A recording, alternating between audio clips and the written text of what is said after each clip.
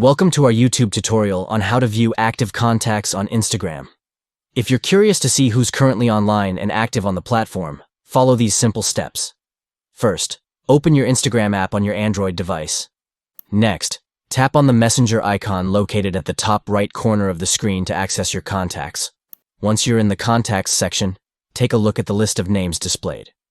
People who have a green dot next to their name or a recent timestamp are considered active or have been recently active on Instagram. This can give you an idea of who is currently using the app.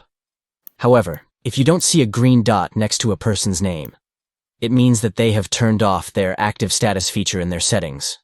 This is a privacy setting that allows users to control who can see when they were last active on the platform. So there you have it, a quick and easy way to check who's active on Instagram.